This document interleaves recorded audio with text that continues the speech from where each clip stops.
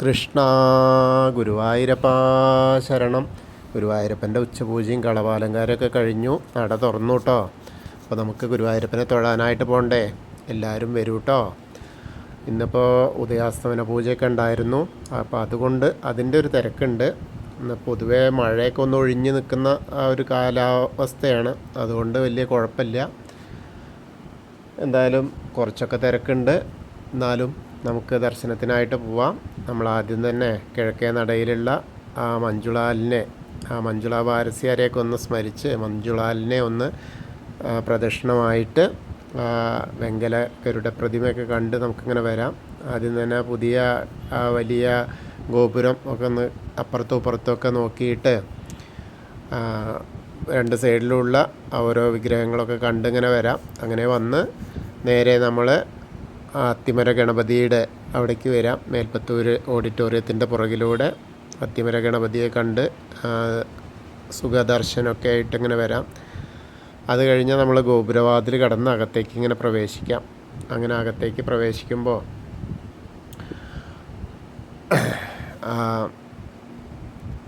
ബലിക്കല്ലിൻ്റെ അവിടെ നിന്ന് മുകളിലേക്ക് ഇങ്ങനെ നോക്കിയാൽ ആ ഒരു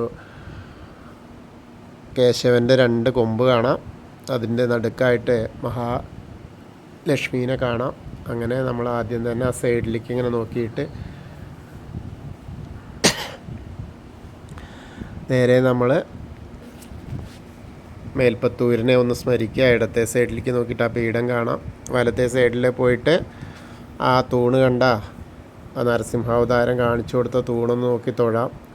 പിന്നീട് നമ്മൾ ശ്രീലകത്തേക്ക് ഇങ്ങനെ നോക്കുമ്പോൾ ഇന്ന് വളരെ ഭംഗിയുള്ള ഒരു താമര കാണുന്നു. കളഭം കൊണ്ട് ഉണ്ടാക്കിയിട്ടുണ്ട്. അതിൻ്റെ മുകളിൽ 2 കാൽപാദങ്ങൾ ഇങ്ങനെ കാൽവളകൾ കാണാണ്ട്, പിന്നെ അരമണി ഇങ്ങനെ കാണാണ്ട് ഇരിക്കുക കേട്ടോ. പൊന്നുണ്ണിക്കണ്ണൻ ഇരിക്കുകയാണ്. പിന്നെ അങ്ങനെ മുകളിലേക്ക് ഇങ്ങനെ നോക്കുമ്പോൾ മാറത്തെ ഒരു മാങ്ങാമാല, ഒരു വളയം പോലത്തെ മാല, ഒരു നെക്ലസ് പോലത്തെ ഒരു മാല, അതുപോലെ കൈവളകൾ കാണാണ്ട്, ഒരു കയ്യിൽ വെണ്ണ, വലത്തെ കയ്യിൽ വെണ്ണ, ഇടത്തെ കൈ അങ്ങനെ വെച്ചിട്ടുണ്ട്. പിന്നെ മടിയിൽ പൊന്നോടക്കുഴൽ വെച്ചിട്ടുണ്ട്. പേലിത്തിരിമുടി ഇങ്ങനെ കെട്ടിയിട്ട് കിരീടം വെച്ചിട്ടുണ്ട്. കിരീടത്തിൻ്റെ മുകളിൽ തിരുമുടിമാലകൾ 2 എണ്ണം ഉണ്ട്. തെച്ചിയും തുളസിയായിട്ടുള്ള, അതേപോലെ വെളുത്ത പൂവും തുളസിയും തെച്ചിയായിട്ടുള്ളതും, അതേപോലെ വലിയൊരു എന്താ പറയുക ഉണ്ടമാല ഉണ്ട്.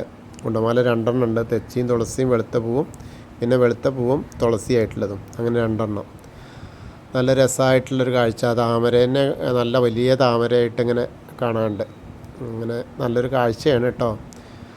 നമുക്കിന്ന് താമരക്കണ്ണൻ്റെ ഒരു ചെറിയ കഥയോട് തുടങ്ങാം. അതായത് താമരയുടെ ഒരു കഥ. കണ്ണന് പ്രിയപ്പെട്ട താമരയാണ്. എങ്ങനെയാണ് ചെളിയിൽ വളരാൻ ഇടവന്നത് എന്നുള്ളൊരു കഥ. കഥ പറഞ്ഞിട്ട് അങ്ങനെ തുടങ്ങാച്ചിട്ടാ. ആദ്യമെല്ലാം സ്വച്ഛമായ ശുദ്ധജലത്തിലായിരുന്നു താമര വളർന്നിരുന്നതേ. ചതുർഭുജനായ ശ്രീഹരിയുടെ ഒരു കയ്യിൽ താമരപ്പൂ ഉണ്ടാവും. ശംഖ് ഭഗവാന്റെ ആഗമനത്തെ അറിയിക്കാനും ഗദയും ചക്രം ദുഷ്ടനിഗ്രഹത്തിനും വേണ്ടിയാണ്. എന്നാൽ താമര കണ്ണൻ്റെ ഭക്തവാത്സല്യത്തിൻ്റെ ചിഹ്നമായാണ് കയ്യിൽ വെച്ചിരിക്കുന്നത്. അത് പക്ഷേ താമരയ്ക്ക് മനസ്സിലായില്ല. ഭഗവാൻ ഒരു ഉപയോഗം ഇല്ലാത്ത തന്നെ സദാ കയ്യിൽ പിടിച്ചിരിക്കുന്നത് തൻ്റെ സൗന്ദര്യം കാരണമാണ് എന്നൊരു എന്താ പറയുക ഒരു തോന്നൽ തോന്നി. ഓരോ കുനിട്ട് വരുന്നറില്ലേ. അപ്പോൾ ആ ഒരു താമര നോക്കുമ്പോഴേ ഒരു ഭംഗിയുമില്ലാത്ത തുളസിയില ഭഗവാന്റെ കാൽക്കൽ കിടക്കുന്നു. താമരയ്ക്ക് തുളസിയോട് ഭയങ്കര പരിഹാസം തോന്നി. ഒട്ടും സൗന്ദര്യമില്ലാത്ത നീ ഭഗവാന്റെ കാല് പിടിച്ചാൽ ഭഗവാൻ നിന്നെ ഒന്ന് കാണുന്നത് പോലുമില്ല എന്ന് തുളസിയോട് പറഞ്ഞു. കളിയാക്കി. തുളസി ഒന്നും മുണ്ടിയില്ല. കാരണം താൻ അനുഭവിക്കുന്ന ആനന്ദം ഈ താമരയ്ക്ക് എങ്ങനെ അറിയുവാനാ? എത്രയോ ഭക്തവൃന്ദങ്ങൾ അവരുടെ ഭക്തി തൃപ്പാദത്തിലാണ് സമർപ്പിക്കുന്നത് എന്നുള്ളത് അറിയണ്ടേ. ഇതിപ്പോൾ ദുര്യോധൻ്റെ കാര്യം പറഞ്ഞ മാതിരിയാണ്. ദുര്യോധനൻ തലഭാഗത്താണ് ആദ്യം നോക്കുക എന്നിട്ട് തലയിൽ പോയിരുന്നു, തലയുടെ അടുത്ത്.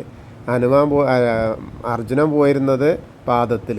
കാരണം നോട്ടം പാദത്തിലേക്കല്ലേ എത്തുക എന്നുള്ളത് അർജുനന് മനസ്സിലായി. പക്ഷേ അഹങ്കാരം ഗർവമുള്ള കാരണം ദുര്യോധനന് മനസ്സിലായില്ല. അതുപോലെ തന്നെ ഇപ്പോൾ താമരയുടെ കാര്യം. അപ്പോൾ അതിൻ്റെ മാധുര്യം ഒരല്പം നുകരാനായത് ഈ പാദസേവ ചെയ്തുകൊണ്ടല്ലേ എന്ന്. അതായത് പല ഭക്തരുടെയും ആ ഭക്തി എത്തുന്നത് ഭഗവാന്റെ തൃപ്പാദത്തിലാണ്. അപ്പോൾ തൃപ്പാദത്തിൽ കിടക്കുന്ന ആ തുളസിക്ക് ആ ഭക്തിയുടെ എല്ലാം കിട്ടും. നേരെ മറിച്ച് കയ്യിലിരിക്കുന്ന താമര ഇതിൻ്റെ ഒരു എന്താ പറയുക, അതിൻ്റെ കുനിട്ട് കാരണം അതിനൊന്നും മനസ്സിലായില്ല. അങ്ങനെ ഭക്തിയുള്ള ആ ഒരു കാര്യമായിട്ട് പറഞ്ഞത്. ശ്രീ ശുഗനൊക്കെ തുടങ്ങിയ ഋഷീശ്വരന്മാരൊക്കെ പ്രേമത്തോടെ ഭഗവാന്റെ കാരണത്തെ വർണ്ണിക്കുമ്പോൾ അവരുടെ നേത്രങ്ങളിൽ നിന്ന് ഒഴുകി വരുന്ന ആനന്ദാശ്രുക്കളൊക്കെ ഈ തൃപ്പാദങ്ങളിലാണ് പതിക്കുന്നത്. ആ അശ്രുവിൽ നിന്ന് തെറിക്കുന്ന ഒരംശം ഈ പാദതുളസിയുടെ ശരീരത്തെ പുളകം കൊള്ളിക്കുന്നു. സാക്ഷാൽ ശ്രീ ഭഗവതി ഭഗവാന്റെ കാലിലെ പാദസരമായി ഉൾപ്പുളകത്തോടെ തന്നെ കാതിൽ പദഭജനം ശ്രേയ പദഭജനം ശ്രേയ എന്ന് മന്ത്രിക്കുന്നത് കേൾക്കാൻ ഭാഗ്യം ലഭിച്ചത് ഈ തൃക്കാലുകളെ ആശ്രയിച്ചുകൊണ്ടല്ലേ എന്ന് തുളസി ഇങ്ങനെ വിചാരിച്ചു. ഭഗവാൻ എന്നെ കാണുന്നില്ലെങ്കിൽ വേണ്ട, എനിക്കെന്നും ഈ പാദസേവ മാത്രം മതി. തുളസി മൗനത്തിലൂടെ പറഞ്ഞത് താമരയ്ക്ക് മനസ്സിലായില്ല. പക്ഷെ ഭഗവാൻ അറിഞ്ഞു. ഭഗവാൻ പറഞ്ഞു, സ്വച്ഛമായ ശുദ്ധജലത്തിൽ വളർന്ന നിൻ്റെ ഉള്ളിൽ മാലിന്യം നിറഞ്ഞതാണ്. അതിനാൽ നീ ഇനി ചളിയിൽ വളരാൻ ഇടവരട്ടെ എന്ന് പറഞ്ഞ് കയ്യിലെ താമരയെ ഉപേക്ഷിച്ചു. താമരയ്ക്ക് പശ്ചാത്തലമായി. തൻ്റെ മനോഹാരിതയും ഭഗവാൻ പകർന്നു നൽകിയതാണ് എന്ന് താൻ മറന്നുപോയി. ഭഗവാന്റെ കാരുണ്യം കൊണ്ടാണ് തന്നെ ചേർത്ത് പിടിച്ചത് എന്ന് മനസ്സിലാക്കാതെ അഹങ്കരിച്ചു താമര ഭഗവാന്റെ കാലിൽ വീണ് മാപ്പപേക്ഷിച്ചു. ഭഗവാൻ പറഞ്ഞു, ചളിയിൽ വളർന്നാലും നിൻ്റെ ശ്രേഷ്ഠത ഒരിക്കലും നശിക്കില്ല. ഒരിക്കൽ എൻ്റെ ഭക്തനായ ഗജേന്ദ്രൻ പ്രേമത്തോടെ എനിക്കായി നിന്നെ സമർപ്പിക്കുമ്പോൾ നീ വീണ്ടും എന്നെ കയ്യിൽ എത്തിച്ചേരും. ചളിയിലാണെങ്കിലും എൻ്റെ സാമീപ്യം നിനക്ക് ലോകത്തിൽ എന്നോടൊപ്പം സ്ഥാനം നേടിത്തരും. ഭഗവാന്റെ മുന്നിൽ എല്ലാവരും ഒരുപോലെയാണ്. നമ്മുടെ ഓരോ നേട്ടവും ഭഗവാന്റെ കാരുണ്യമാണ്. അങ്ങനെയാണ് ആ താമര. അപ്പോൾ ആ താമരയിലുള്ള ആ ഒരു കണ്ണനായിട്ടാണ് ഇന്ന് ഉണ്ണി നമ്മളെ കാത്തിരിക്കുന്നത്. അപ്പോൾ അത് വലിയൊരു കാര്യം തന്നെയാണ്. ഇത്രയും വിശിഷ്ടമായ ആ താമര, അഹങ്കാരമൊക്കെ ശമിച്ച എല്ലാവരും തുല്യരാണെന്ന്. അങ്ങനെ നമ്മൾ ഭഗവാനെ കാണാനായിട്ട് ഭഗവാന്റെ ശ്രീകോവിലിൻ്റെ മുന്നിൽ സോപാനപ്പടിയിൽ നിന്ന് കാണുകയാണ് കേട്ടോ. അപ്പോൾ കാണുന്ന കാഴ്ചയാണ് ആ താമരക്കണ്ണനെ. താമരയിൽ ഇരിക്കുന്ന ആ പൊന്നുണ്ണിക്കണ്ണൻ, ആ വെണ്ണക്കണ്ണനെ കാണുന്നു. അവനെ കണ്ട് പ്രാർത്ഥിച്ചോളൂ, എല്ലാവരും പ്രാർത്ഥിച്ചോളൂ കേട്ടോ.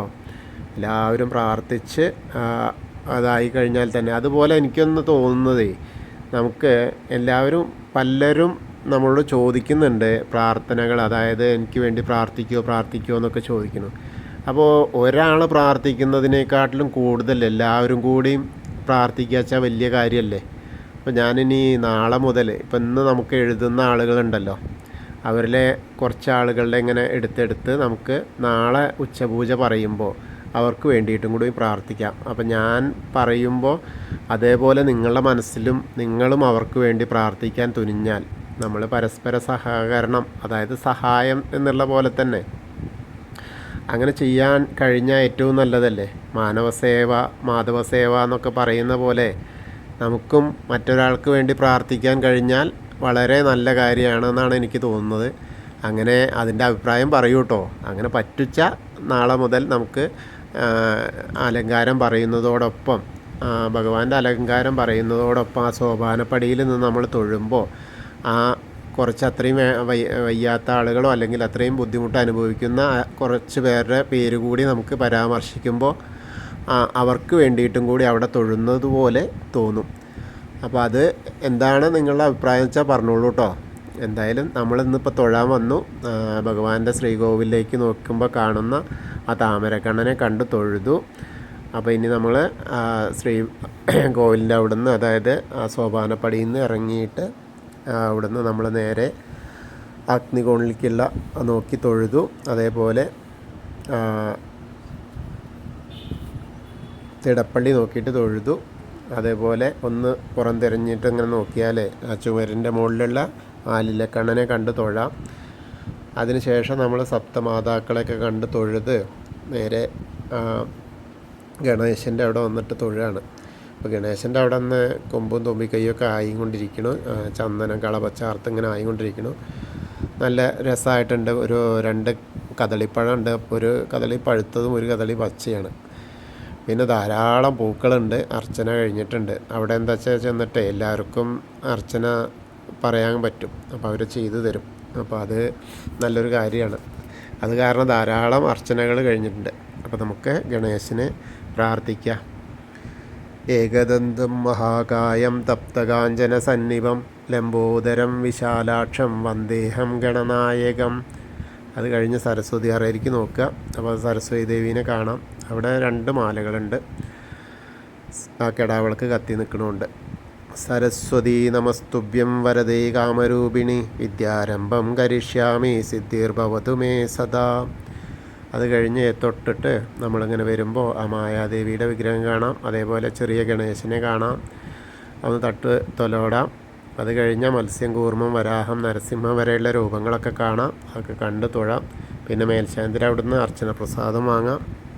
ഇന്നത്തെ ആ ഉച്ചപൂജയും മേൽശാന്തി തന്നെയായിരുന്നു. അപ്പോൾ ആ അർച്ചന പ്രസാദമൊക്കെ അവിടുന്ന് വാങ്ങാം.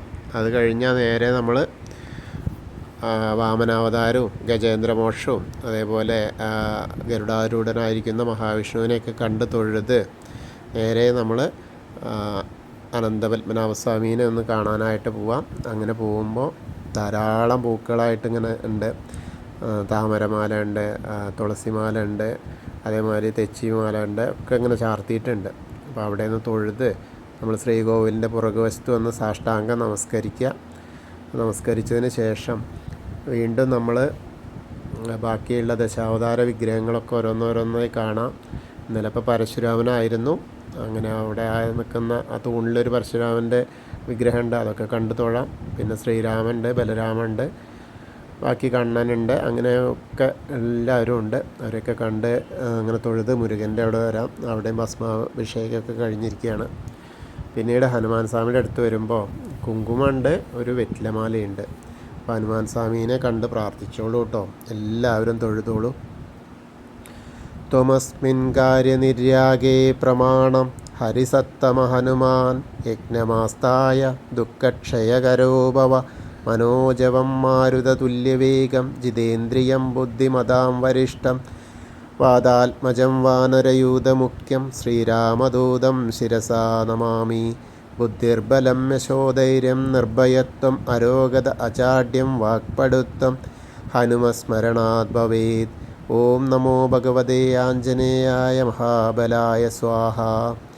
ഹനുമാൻ സ്വാമീനെ പ്രാർത്ഥിച്ച് ആ രാധാകൃഷ്ണ വിഗ്രഹവും കാളിയമർദ്ദന രൂപമൊക്കെ കണ്ട് തൊഴുത് നമ്മൾ നേരെ ആ ഓവിൻ്റെ അവിടെ വന്ന് പ്രാർത്ഥിക്കാം. അതിനുശേഷം അവിടുന്ന് കുറച്ച് പടിഞ്ഞാട്ട് മാറിയിട്ട് ആ ചുമരിലേക്ക് നോക്കിയാൽ കൽപ്പകവൃക്ഷത്തിൻ്റെ ചുവട്ടിലിരിക്കുന്ന താമരക്കണ്ണനെ കണ്ട് തൊഴാം. അതിനുശേഷം നമ്മൾ കിഴക്ക് വശത്തേക്ക് ഇങ്ങനെ വരുമ്പോൾ ഗ്രില്ലിന് അപ്പുറത്തേക്ക് കിടന്നാൽ മണിക്കിണർ നോക്കി തൊഴാം. അതേപോലെ നൃത്താറയിലേക്ക് നോക്കിയാൽ ആ കെടാവിളക്ക് ഇങ്ങനെ കത്തി നിൽക്കണു. കണ്ണൻ നൃത്തം ചെയ്യുന്നതായിട്ട് സങ്കല്പിച്ച് അവിടെ തൊഴാം.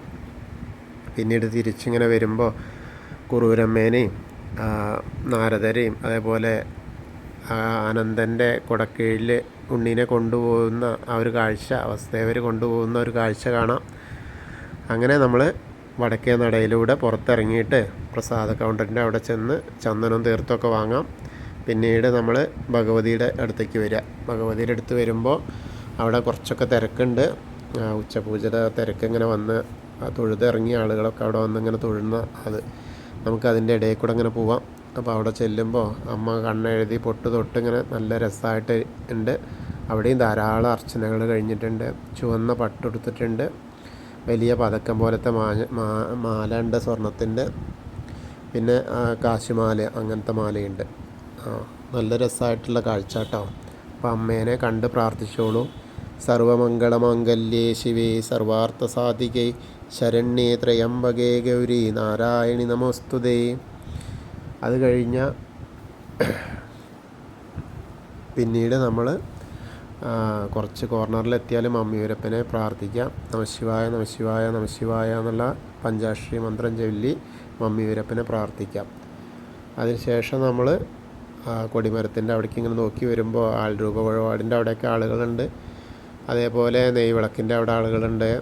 മഞ്ചാടി വാരുന്നുണ്ട് കുട്ടികൾ, വലിയവരൊക്കെ വാരുന്നുണ്ട്. അങ്ങനെ നമ്മൾ കൊടിമരത്തിൻ്റെ അവിടെ വന്ന് വീണ്ടും ഭഗവാന്റെ ശ്രീലകത്തേക്ക് നോക്കുമ്പോൾ ഒരിക്കൽ കൂടി കാണാൻ പറ്റും ഭഗവാന്റെ തിരുരൂപം. താമരക്കണ്ണനെ, വെണ്ണക്കണ്ണനെ കാണാം. അപ്പോൾ ഒന്നുകൂടി പ്രാർത്ഥിച്ച് തൊഴാം. പിന്നെ നമസ്കരിച്ച് നമ്മൾ നേരെ കൂത്തമ്പലത്തിൽ അവിടെ വന്നിട്ട് ഒന്നുകൂടി നമസ്കരിക്കാം. അവിടെ ആ കിടാവിളക്ക് കാണാം. പിന്നെ അയ്യപ്പസ്വാമിയുടെ അടുത്ത് വന്ന് അയ്യപ്പസ്വാമീനെ കണ്ടു തൊഴാം. അങ്ങനെ അയ്യപ്പസ്വാമിയുടെ അടുത്ത് വരുമ്പോഴും കുറച്ചൊക്കെ തിരക്കുണ്ട്. അവിടെയും ധാരാളം അർച്ചനകൾ കഴിഞ്ഞിട്ടുണ്ട്, അതിങ്ങനെ കാണാണ്ട്. അപ്പോൾ അയ്യപ്പസ്വാമീനെ കണ്ട് പ്രാർത്ഥിച്ചോളൂ കേട്ടോ. ഭൂതനാഥ സദാനന്ദ സർവഭൂതദയാപര രക്ഷ രക്ഷ മഹാബാഹു ശാസ്തേ സ്തുഭ്യം നമോ നമ. എന്നിട്ട് അങ്ങനെ പോന്ന് പടിഞ്ഞാറ നടയിലുള്ള ദീപസ്തംഭത്തിൻ്റെ മുകളിലുള്ള വേണുഗോപാലിനെ കണ്ടു തൊഴാം. പിന്നെ കുറച്ചും കൂടി പുറകോട്ട് ഇറങ്ങി നിന്നാൽ പടിഞ്ഞാട്ട് വശമായിട്ടിരിക്കുന്ന ഗരുഡധ്വജനെയും കണ്ടു തൊഴാം. അങ്ങനെ കണ്ടു തൊഴുത് നമ്മൾ പടിഞ്ഞാറേ നടയിൽ കൂടെ തന്നെ പുറത്തേക്ക് ഇറങ്ങുകയാണ്. പുറത്തേക്ക് ഇറങ്ങിയിട്ട് രുദ്രതീർത്ഥത്തെ ഒന്ന് പ്രദക്ഷിണം വയ്ക്കാനായിട്ട് പോവുകയാണ്. അങ്ങനെ വരുമ്പോൾ അന്നലക്ഷ്മി ഹാളിൻ്റെ അധികം അങ്ങനെ പോരുമ്പോൾ അവിടെയൊക്കെ അത്യാവശ്യം തിരക്കുണ്ട് കേട്ടോ. അന്നദാനത്തിൻ്റെ അവിടെ അത്യാവശ്യം തിരക്കുണ്ട്. അങ്ങനെ നമ്മൾ നാരായണാലയത്തിലെത്തിയിട്ട് അവിടെ ഭക്തരെ ഭജന ചൊല്ലിയാണ്. അപ്പോൾ അതൊക്കെ കണ്ടു, അവിടെ നിന്ന് പ്രാർത്ഥിച്ചു. പൂന്താനം പൂജിച്ച വിഗ്രഹത്തെ ഒന്ന് കണ്ടു തൊഴുതു. പിന്നീട് നമ്മൾ ഭഗവതിയുടെ അവിടെ വന്ന് തൊഴുതു. പിന്നെ നേരെ കിഴക്കേ നടയിൽ ദീപസ്തംഭത്തിൻ്റെ അവിടെ വന്നിട്ട് വീണ്ടും നമ്മൾ ഗുരുവായൂരപ്പൻ്റെ ശ്രീലകത്തേക്ക് നോക്കുമ്പോൾ അവിടുത്തെ വിളക്ക് ഇങ്ങനെ കാണാം. അവിടെ നിന്ന് ഒന്നും കൂടി തൊഴുതു. പിന്നെ നമ്മൾ അവിടുന്ന് തെക്കേ നടയിലുള്ള കൂവളത്തിനെ ഒന്ന് പ്രദക്ഷിണം വയ്ക്കാനായിട്ട് പോയി. അവിടെ ചെന്ന് പാർവതി ദേവീനെയും മഹാദേവിനെയൊക്കെ ഒന്ന് പ്രാർത്ഥിച്ച് കൂവള മരത്തെ ഒന്ന് പ്രദക്ഷിണം ചെയ്തു. അപ്പോൾ നമ്മൾ ഇന്നത്തെയും ഉച്ചപൂജയും കളഭാലങ്കാരമൊക്കെ കണ്ടു തൊഴുതു. എല്ലാവർക്കും ഗുരുവായൂരപ്പൻ്റെ അനുഗ്രഹം ലഭിക്കും.